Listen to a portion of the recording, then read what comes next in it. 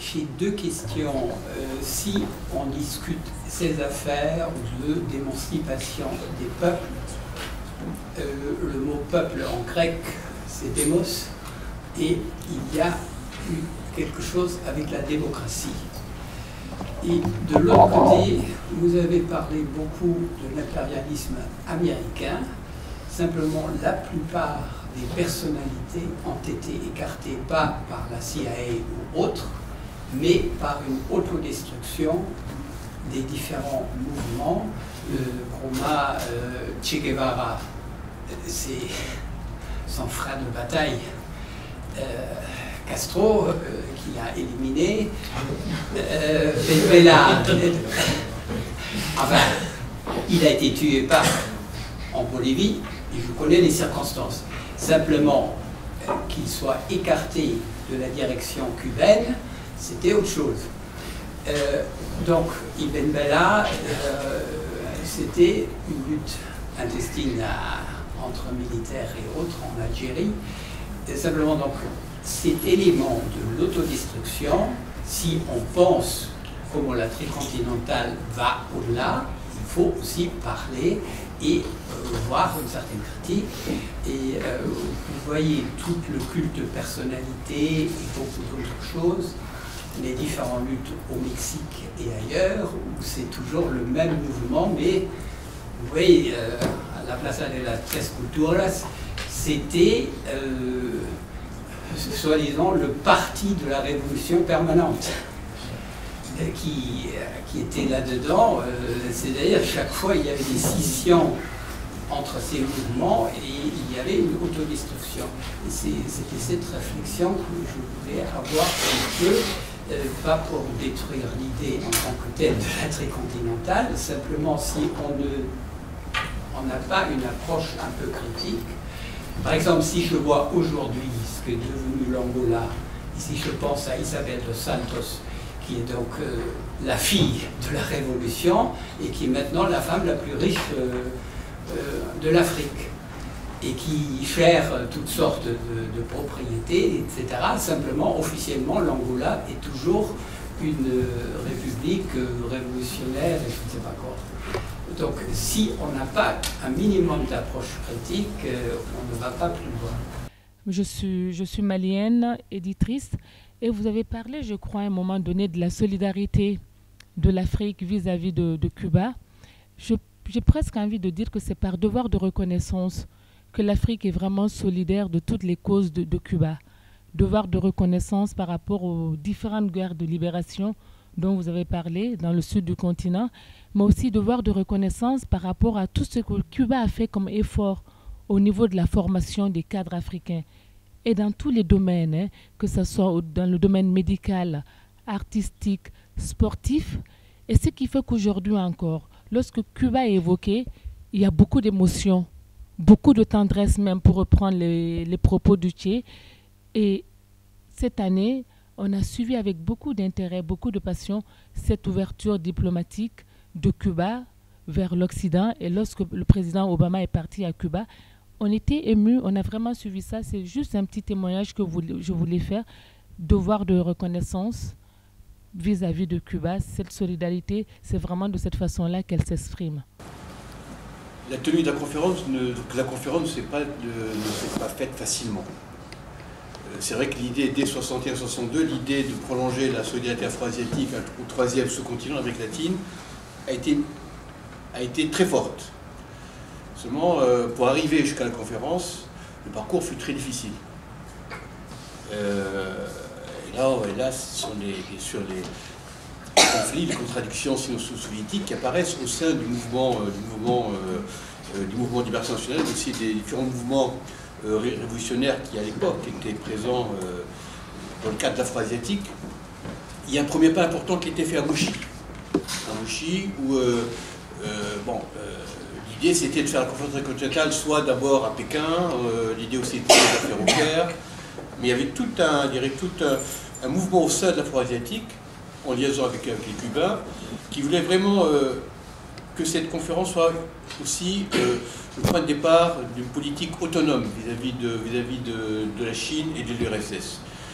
Et à Mochi, il y a une proposition, je crois, autour de Mehdi Ben Barka, c'était d'abord faire une commission de 18 pays, 6 de chaque continent, qui allait réfléchir sur la faisabilité et la mise en pratique de l'idée de la conférence.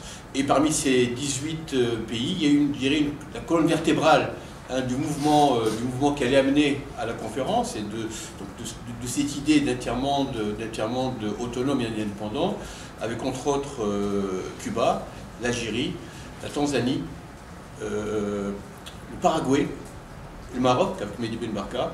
Donc c'était un peu ces pays qui ont regardé une certaine ligne progressiste, révolutionnaire, mais aussi indépendante aussi bien de la Chine et de l'URSS, et qui ont poussé jusqu'à la décision de la tenue de la conférence à La Havane, décision qui a été prise à Winneba, qui a été définitivement prise à Winneba en 65, donc en 65, pour que ce soit La Havane, avec le président du comité préparatoire, Mehdi Ben Barka, dont j'en parlerai un peu plus donc, cet après-midi. Voilà, donc la tenue de la conférence n'a pas été facile, n'a pas été évidente, et le lieu de la conférence n'a pas été évident, parce qu'il y avait toujours ce conflit entre l'URSS et la Chine, qui un petit peu parasité, entre guillemets, cette vision de la solidarité des trois continents. Et aussi pour, je dirais, c'est vrai qu'il faut peut-être aussi avoir un regard critique, une approche critique sur toute cette période et ce qui a suivi, mais aussi il ne faut pas oublier les conditions objectives. L'impérialisme, les États-Unis en tête, ont très fortement réagi à l'idée de l'Afrique occidentale. Ils l'ont combattu de manière très forte. Une commission spéciale a été créée pour suivre les préparatifs de l'Afrique occidentale, et aussi des décisions ont été prises, des décisions qui ont abouti à l'élimination des dirigeants révolutionnaires, donc bon, Mehdi Ben Barka, Amilcar Cabral et d'autres. Hein. Ce ne sont pas des assassinats faits au hasard, ce sont des assassinats qui ont été ciblés, organisés, pour affaiblir ce mouvement non révolutionnaire. Et c'est vrai que ces conditions objectives, cet affaiblissement des mouvements révolutionnaires peuvent aussi aboutir à un affaiblissement interne de ces forces. Après, bon, ça, c'est un autre débat. Vous avez tout à fait raison. Effectivement, ça a été extrêmement difficile, et l'assassinat de Ben Barka va porter un coup extrêmement dur à la conférence tricontinentale. Et sur les déviances que vous avez parlé, c'est une certitude. Dans tous les mouvements, ça existe. Mais plus les situations sont précaires, et plus il y a des déchirures qui sont préexistantes au combat, plus la division est présente et plus elle détruit le mouvement. C'est l'ensemble des pays qui connaissent ça. Ensemble. Mais dans le cas de ce mouvement, effectivement, il y a eu beaucoup de dissensions. Si j'ajoute une seule chose, vous parlez de la Chine et de la Russie, mais ils étaient en guerre à ce moment-là, si ma mémoire est juste. Il y a la guerre sur le fleuve Amour, à la frontière orientale de la Russie, guerre militaire. Affrontement entre les troupes russes et chinoises à l'époque. C'est une situation extrêmement tendue. Et nous avons fait abstraction du Vietnam aussi. Dans la résolution de tricontinentale, la première résolution est pour le Vietnam. Et la délégation vietnamienne était présente à la conférence. En ce qui a trait à Fidel Castro et Che, je ne suis ni parent à Fidel Castro, ni à Che. Je ne suis pas représentant de Cuba. Je peux vous dire qu'il ne faut pas faire ce genre de choses dans la mesure où on connaît ceux qui ont tué le Che. On connaît leur nom, on sait qui les a commandés, on sait tout. Et on sait en plus de cela, il y a les notes du Che. On connaît toute l'histoire de ce qui s'est passé en Bolivie en détail. En détail. On connaît toute la position de Monge, toutes les divergences entre Monge, qui était le chef du Parti communiste bolivien, et le Che. Et la jeunesse indienne du PC bolivien, donc Inti Peredo et les autres qui étaient en désaccord. Parce que le parti bolivien ne voulait pas que Che dirige la guérilla, parce qu'il n'est pas bolivien. Il a demandé, il a accepté politiquement, il n'a pas accepté militairement. Ils ont organisé un peu son isolement.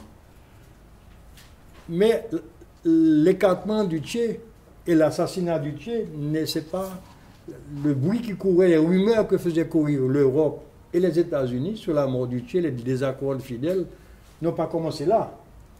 Ils ont commencé depuis le Congo. Ils ont dit que Che avait été écarté et liquidé par... C'est bien ça, madame? Liquidé par Fidel depuis l'époque du Congo, parce qu'on ne l'avait pas vu depuis 7 mois. Et il revient, il part en Bolivie.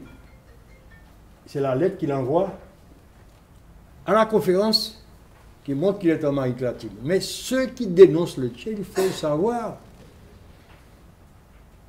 Il y a 2 personnes qui ont été capturées. Régis Debré et Bustos, non, l'Argentin. Bustos était dessinateur et peintre.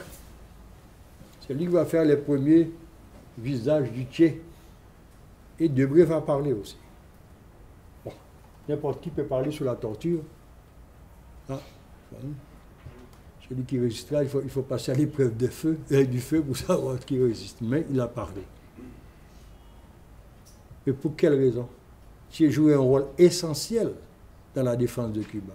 Che n'a jamais pris une position contre Cuba. Il peut y avoir des désaccords, il y a des accords en particulier sur les questions théoriques, hein, pas avec Cuba, mais avec la théorie marxiste. Il avait une position haute sur la théorie de la valeur travail, c'est bien ça. Il avait d'autres positions, il avait une aspiration à l'homme nouveau, hein, une sorte d'idéalisme extrêmement élevé chez lui. Mais je crois qu'il faut être correct.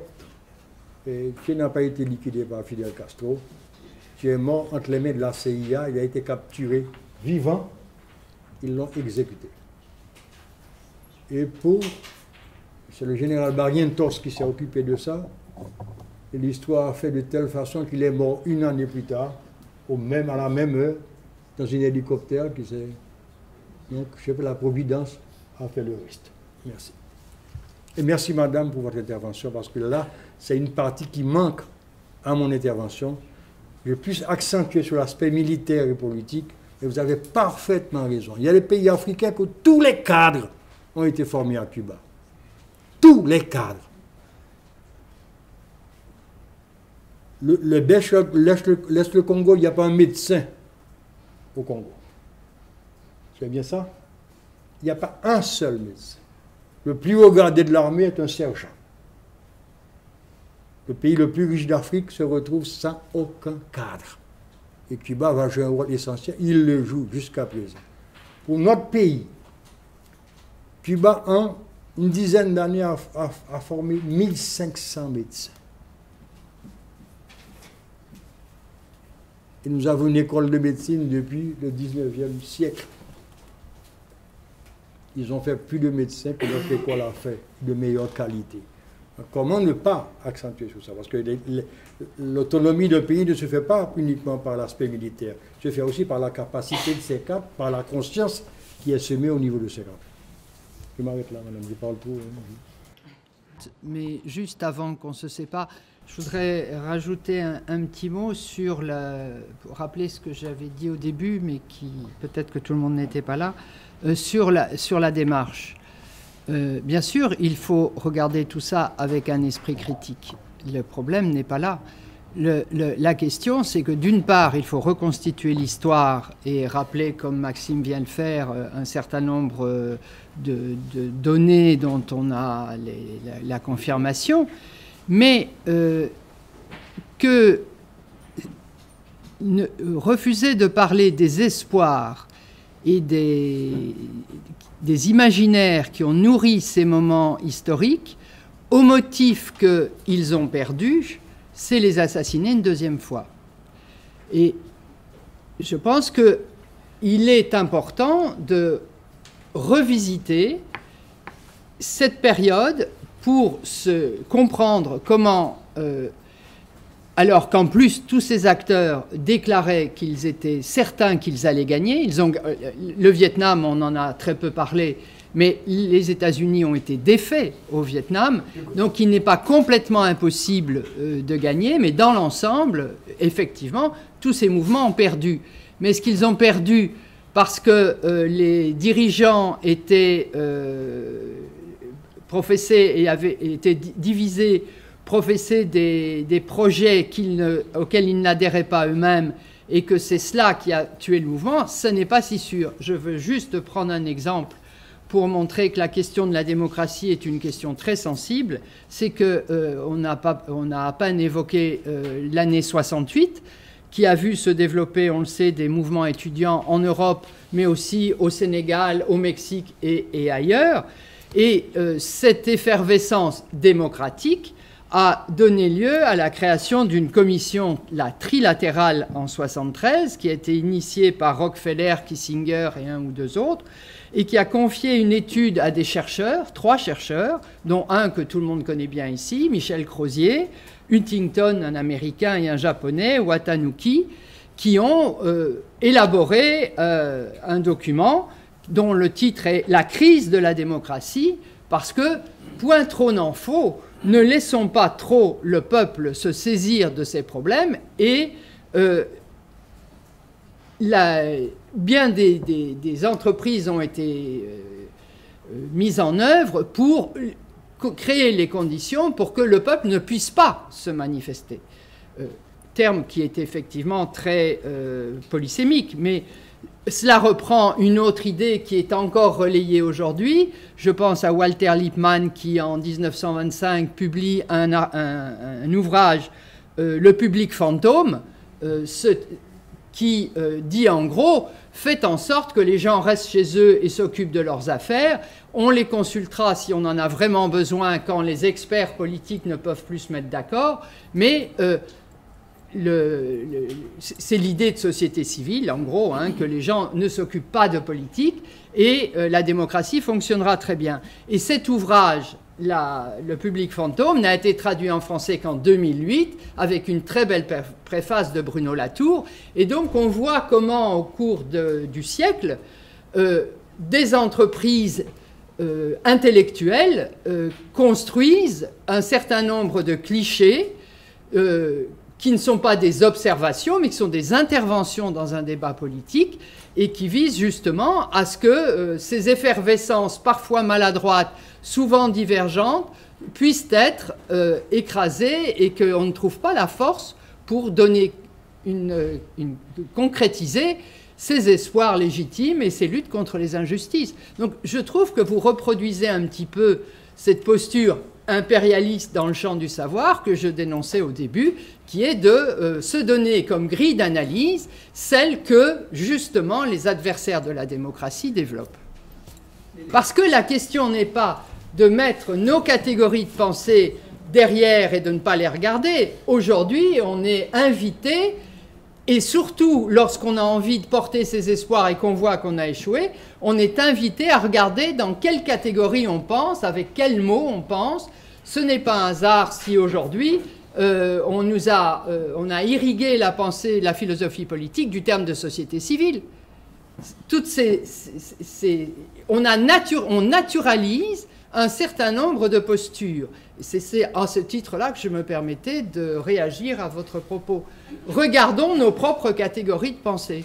Elles contribuent à formater le réel, quoi. Voilà. Je crois que le principal problème, en dehors des conflits de personnalité, c'est tous les pays qui ont essayé de s'engager dans une voie sociale de l'économie, ou le socialisme, ont été confrontés à un problème qui n'a pas de solution facile. Je vais dire ça avec vous. Il est quasi impossible ou difficile de construire le socialisme dans la misère. Le socialisme est lié au développement des forces productives. Et ça, c'est un point incontournable. C'est pourquoi la solidarité, la diffusion, la généralisation d'un combat est fondamentale. C'est un peu la théorie du socialisme dans un seul pays, même développé, est problématique. Je pense que c'est la chose la plus difficile qui existe, qu'on va s'écouter, ou bien même au Cambodge, hein, qui aboutit aux mers rouges, etc.